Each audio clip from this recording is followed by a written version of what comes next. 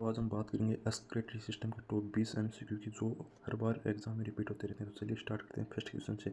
Glomerular filtration rate GFR का मान सामान्य मान कितना होता है? तो इसका सामान्य जीएफआर का जो वैल्यू होती है, नॉर्मल वैल्यू होती है 125 मिलीलीटर पर मिनट। तो इसका राइट आंसर कितना हो गया? सी, 125 इसका राइट आंसर है। ग्लोमेरुलस फिल्ट्रेशन में निम्न में से कौन सा सामान्य फिल्ट्रेट में नहीं जाता, यानी कि जो फिल्ट्रेशन हो रहा है उसमें कौन सा इनमें से जो ऑप्शन है इनमें से वाटर, ग्लूकोज, यूरिया और आरबीसी में से कौन सा ऐसा जो फिल्ट्रेशन में नहीं जा रहा? तो वो कौन सा है? इसमें वाटर भी इसमें चला जाएगा, ग्लूकोज भी इसमें चला जाएगा और जो यूरिया वो भी चला जाएगा, लेकिन जो आरबीसी है वो इसमें नहीं जाएगी, क्योंकि आरबीसी की जो आरबीसी होती है वो कहती है बड़े होते हैं, जो सामान्य ग्लोमेरुलस फिल्ट्रेशन में बैरियर से नहीं गुजर पाती हैं। क्या ग्लोमेरुलर फिल्ट्रेशन बैरियर होता है, ग्लोमेरुलर फिल्ट्रेशन बैरियर, इससे ये नहीं गुजर पाएगी। कौन? आरबीसी, क्योंकि इसके अणु जो होते हैं वो बड़े होते हैं। तो इसका राइट आंसर होगा हमारा डी, आरबीसी।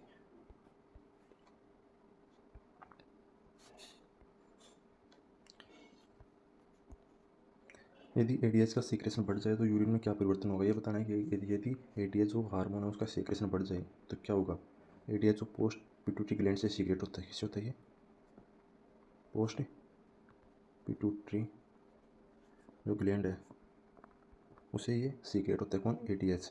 और ये क्या काम क्या करता है? ये जो वाटर है उसको एब्जॉर्प्शन करने का कार्य करता है। तो इससे क्या इसका सीक्रेशन बढ़ गया तो क्या करेगा ये, और जो यूरिन है उसकी मात्रा, पानी की मात्रा कम हो जाएगी वाटर की, तो मात्रा यूरिन घटेगी। ठीक है, यूरिन की मात्रा घटेगी और वो क्या हो जाएगा? शानदार हो जाएगा, कंसनट्रेट हो जाएगा। ठीक है, तो हमारा राइट आंसर क्या हो गया? इसमें बी हमारा राइट आंसर हो गया, क्योंकि ये वाटर को ज़्यादा से ज़्यादा ऑब्जर्वेशन करेगा, रीअब्जॉर्वेशन करेगा, जिससे यूरिन की मात्रा घट जाएगी और कंसनट्रेशन हो जाएगा बॉडी में वाटर की कमी की वजह से।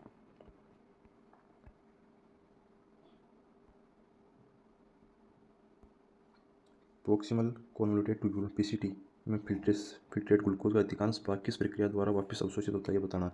तो इसमें ऑप्शन हमारे सिंपल डिफ्यूजन, एक्टिव ट्रांसपोर्ट या फिर any coupled transport, osmosis only या फिर पिनोसाइटोसिस। तो इसमें कौन सा ऑप्शन होगा हमारा? तो ये एक्टिव ट्रांसपोर्ट। कौन सा ऑप्शन? एक्टिव ट्रांसपोर्ट का अधिकांश भाग जो पीसीटी है उसमें ग्लूकोज का अधिकांश भाग अवशोषित होता है। किसमें? एक्टिव ट्रांसपोर्ट में ग्लूकोज का अधिकांश भाग क्या होता है? अवशोषित होता है ग्लूकोज का। राइट आंसर इसमें हो जाए हमारा बी।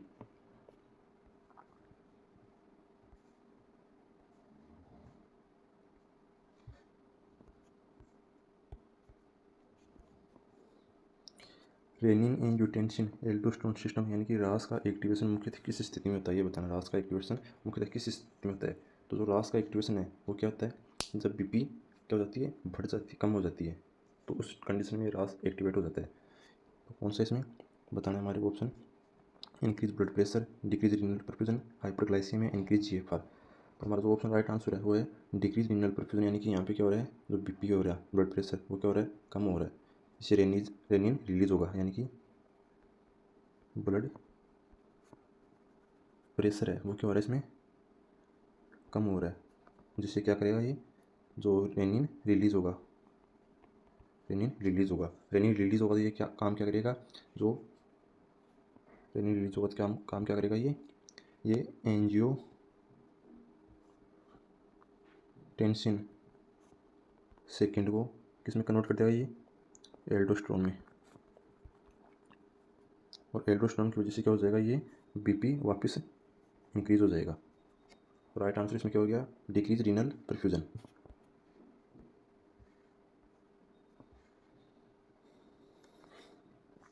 अब इसमें बताना कि एल्डोस्टेरोन किडनी में मुख्यतः किस इफेक्ट को बताता है, यानी कि एल्डोस्टेरोन है वो किडनी के अंदर मुख्यतः किस इफेक्ट को बताता है?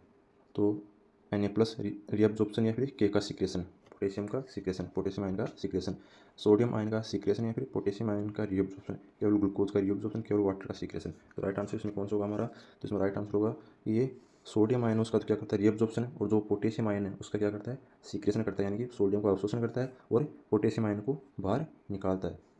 कौन? एल्डोस्टेरोन। ये सीक्रेट किससे होता है? एडर्नल कोर्टेक्स होता है, उससे ये सीक्रेट होता है। ठीक है, और जो सोडियम आयन है और वाटर का रीअब्जॉर्प्शन करने का काम करता है।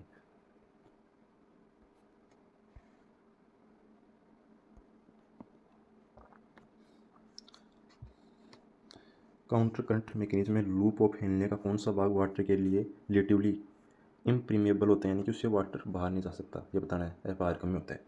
तो कौन सी पार्ट है हेनले के लूप का? Descending limb, ascending limb, both limb equal permeable या फिर कलेक्टिंग रख। तो ऐसा कौन सा पार्ट है तो वाटर के लिए इम्परमेबल यानी कि एफ आर कम में? तो इसके लिए राइट आंसर होगा जो असेंडिंग लिम्ब है वो क्या है, वाटर के लिए इम्परमेबल है।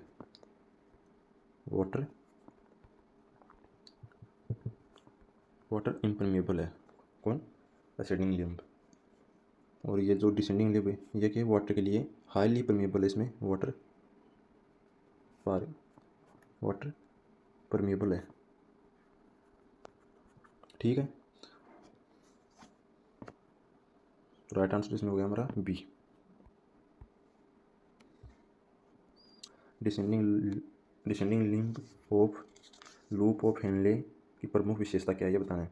तो वाटर के लिए हाईली परमेबल होती है, NaCl के लिए एक्टिवली परमेबल होती है, वाटर के लिए इम्परमेबल होती है, केवल ग्लूकोज के लिए ट्रांसपोर्ट करता है, यानी कि केवल ग्लूकोज ट्रांसपोर्ट करता है। तो इसमें जो अभी पिछले क्वेश्चन में हमने देखा था कि जो हाईली परमेबल होती है किसके लिए, वाटर के लिए, कौन? Descending limb. तो राइट आंसर इसमें क्या हो जाएगा, ये हो जाएगा हमारा, ये हाईली परमेबल होती है, हाईली परमेबल वाटर के लिए। ठीक है, तो राइट आंसर इसमें ए हो जाएगा हमारा। मैकुला डेंसा किस नेफ्रॉन स्ट्रक्चर का हिस्सा है ये बताना है। मैकुला डेंसा जो नेफ्रॉन का स्ट्रक्चर है उसमें से किसका ये पार्ट वो बताना है। PCT, DCT, loop of Henley, collecting duct. तो ये किसका हिस्सा है, ये हिस्सा है DCT का, जिसे डिस्टल ट्यूब्यूल के नाम से बोलते हैं, डिस्टल कॉन्वोल्यूटेड ट्यूब्यूल है इसका ये हिस्सा है, स्पेशलाइज्ड सेल है ये। क्या ये DCT की स्पेशलाइज्ड सेल है, विशेष कोशिका है किसकी, DCT की, मैकुला डेंसा। राइट आंसर इसमें बी हो जाएगा हमारा।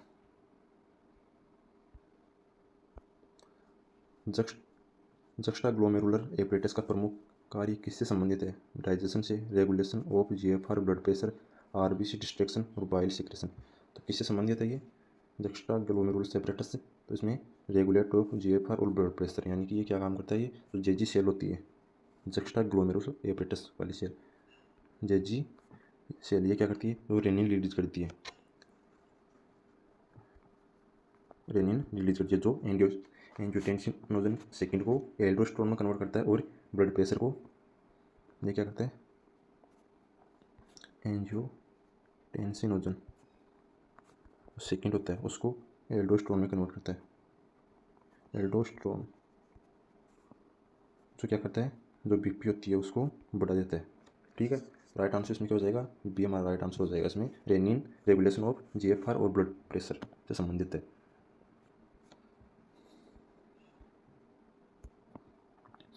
यदि प्लाज्मा में ग्लूकोज का स्तर रीनल थ्रेशोल्ड से अधिक हो जाए तो यूरिन में क्या दिखाई दे सकता है? हेमेटूरिया। हेमेटूरिया का मतलब क्या होता है कि जो ब्लड है उसके अंदर यूरिन है, यूरिन के अंदर ब्लड का आना, यूरिन के अंदर जो ब्लड आएगा उसे बोलते हैं हेमेटूरिया। ग्लाइकोसूरिया किसे बोलते हैं कि यूरिन में ग्लूकोज की उपस्थिति, यूरिन में ग्लूकोज की उपस्थिति उसको बोलते हैं ग्लाइकोसूरिया। कीटोनूरिया किसे बोलते हैं, इसमें जो कीटोन होती हैं, कीटोन बॉडीज, उनकी उपस्थिति यूरिन में, यूरिन के अंदर जो कीटोन बॉडीज हो उनकी उपस्थिति उससे बोलते हैं कीटोनूरिया। प्रोटीनूरिया, यूरिन में प्रोटीन की उपस्थिति उसको बोलते हैं प्रोटीनूरिया। तो ये पूछ रहा है कि ग्लूकोज का स्तर रीनल थ्रेशोल्ड से अधिक हो जाए तो यूरिन में क्या दिखाई देने लगेगा, तो इससे क्या हो जाएगा, ग्लाइकोसूरिया हो जाएगा। ठीक है, राइट आंसर होगा इसमें बी। स्वस्थ व्यक्ति के यूरिन में प्रोटीन की सिग्निफिकेंट मात्रा मिलना किस स्थिति का संकेत हो सकता है? प्रोटीन की सिग्निफिकेंट मात्रा किस स्थिति का संकेत हो सकता है ये बताना है। प्रोटीनूरिया यानी कि यूरिन के अंदर प्रोटीन, ग्लाइकोसूरिया यानी कि यूरिन के अंदर ग्लूकोज का आना, पोलियूरिया, पोलियूरिया मतलब होता है कि यूरिन की वॉल्यूम में बहुत अधिक होना, एनूरिया, एनूरिया मतलब है यूरिन प्रोडक्शन लगभग समाप्त हो गया या बहुत कम हो गया। तो राइट आंसर इसमें क्या हो गया, इसमें पोलियूरिया क्या हो गया, ये यूरिन वॉल्यूम कम हो जाना ना, सॉरी, यूरिन वॉल्यूम इंक्रीज हो जाना, तो इससे बोलते हैं पोलियूरिया। एनूरिया, एनूरिया का है यूरिन प्रोडक्शन कम या फिर समाप्त हो जाना। तो राइट आंसर इसमें क्या हो जाएगा, फर्स्ट हो जाएगा इसमें प्रोटीनूरिया।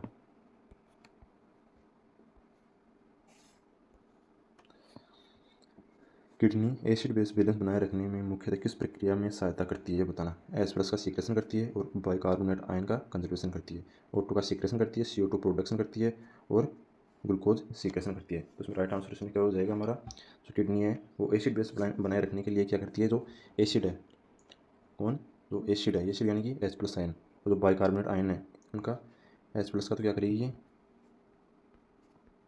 सीक्रेशन करेगी,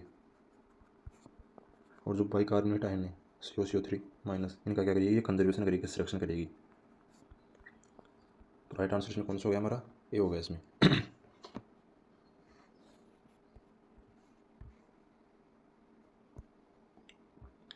मेटाबॉलिक एसिडोसिस में किडनी कंपनसेशन के रूप में क्या बढ़ा सकती है, यानी कि मेटाबॉलिक एसिडोसिस में किडनी कंपनसेशन के रूप में क्या बढ़ा सकती है। H प्लस का सीक्रेशन, CO3 माइनस का एक्सक्रेशन, वाटर का एक्सक्रेशन, सोडियम लॉस ओनली। तो क्या बढ़ा सकती है, यानी कि ये मेटाबॉलिक एसिडोसिस में किडनी कंपनसेट कर रही है तो उसमें क्या बढ़ा सकती है, ये क्या करेगी, जो H प्लस आयन है उसका क्या करेगी, एक्सक्रेशन करेगी, यानी कि बाहर निकालेगी H प्लस का एक्सक्रेशन। ठीक है, तो जिसे किडनी क्या कर जाएगी, कंपनसेट कर जाएगी। तो इसमें राइट आंसर इसमें क्या हो जाएगा, फर्स्ट हो जाएगा इसमें H प्लस का एक्सक्रेशन करेगी। इरिथ्रोपोइटिन का मुख्य फिजियोलॉजिकल फंक्शन क्या है ये बताना है। इरिथ्रोपोइटिन का मुख्य फिजियोलॉजिकल फंक्शन क्या है ये बताना है। तो ब्लड प्रेशर का कम करना, आरबीसी प्रोडक्शन को स्टिमुलेट करना, कैल्शियम का एक्सक्रेशन बढ़ाना, ग्लूकोज लेवल को कम करना। तो इसमें क्या करेगा, ये जो किडनी है, किडनी में बनने वाला जो एपीओ बोन मेरो में इथ्रोपोइन यानी कि इथ्रोपोइसिस बढ़ा देता है, यानी कि जो आरबीसी बनने का प्रोसेस है उसको क्या करता है, स्टिमुलेट कर देता है। इथ्रोपोइसिस क्या, इथ्रोपोइसिस, ये जो प्रोसेस आरबीसी बनी उसको क्या करता है, स्टिमुलेट करता है, जिससे आरबीसी की मात्रा अधिक बढ़ जाएगी। तो राइट आंसर इसमें जाएगा बी। क्रोनिक किडनी डिजीज में इथ्रोपोइटिन की कमी का प्रमुख परिणाम क्या हो सकता है। पॉलीसाइथीमिया, एनीमिया, लुकोसाइटोसिस या थ्रोम्बोसाइटोसिस। तो इसमें राइट आंसर इसमें क्या हो जाएगा हमारा, कि किडनी क्रोनिक डिजीज में इरिथ्रोपोइटिन यानी कि जो आरबीसी को बना रहा है उसको बोलते हैं इरिथ्रोपोइटिन। कौन करता है ये, आरबीसी प्रोडक्शन, आरबीसी प्रोडक्शन कर रहा है। इरिथ्रोपोइटिन जो ऑर्गन है वो आरबीसी प्रोडक्शन कर रहा है। अब इसकी मात्रा कम हो जाएगी तो ब्लड कम हो जाएगा, ब्लड कम होगा तो इससे क्या हो जाएगा, एनीमिया हो जाएगा। क्या हो जाएगा, एनीमिया। राइट आंसर इसमें क्या हो जाएगा, एनीमिया। ठीक है, और जो WBC ये तो क्या हो जाता है, लुकोसाइटोसिस, ये तो WBC को बढ़ाता है। ठीक है, थ्रोम्बोसिस क्या करता है, ये प्लेटलेट्स को इनको इंक्रीज करता है। ठीक है, राइट आंसर इसमें हो गया। और पॉलीसाइथीमिया ये क्या है, आरबीसी का बहुत बढ़ जाना, यानी कि आरबीसी का बढ़ना। पॉलीसाइथीमिया आरबीसी का बहुत अधिक बढ़ना, एनीमिया यानी कि आरबीसी बहुत कम होगी, यहाँ प्रोडक्शन का आरबीसी का बहुत कम हो गया, लुकोसाइटोसिस यानी कि WBC का प्रोडक्शन बढ़ जाता है, यहाँ पे थ्रोम्बोसाइटिस में प्लेटलेट्स का बढ़ना। तो राइट आंसर इसमें बी हो जाएगा।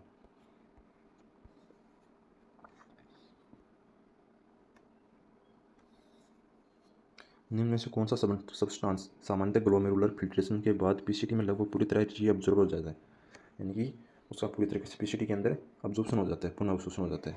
तो बताना है क्रिएटिनिन, ग्लूकोज, यूरिया और यूरिक एसिड। तो इसमें जो कौन है वो जो ग्लोमेरुलर फिल्ट्रेशन के बाद पीसीटी में पूरी तरीके से पुनः अवशोषण हो जाता है, वो है ग्लूकोज। ग्लूकोज का पूरी तरीके से लगभग पीसीटी में रीअब्जॉर्प्शन हो जाता है। ठीक है, तो राइट आंसर इसमें हो जाएगा बी, ग्लूकोज।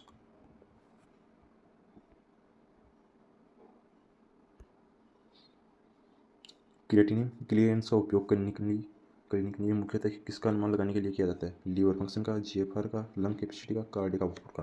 तो क्रिएटिन क्लियरेंस का जो उपयोग क्लिनिकली मुख्यतः किसका अनुमान लगाने के लिए किया जाता है, वो है जीएफआर का अनुमान लगाने के लिए किया जाता है।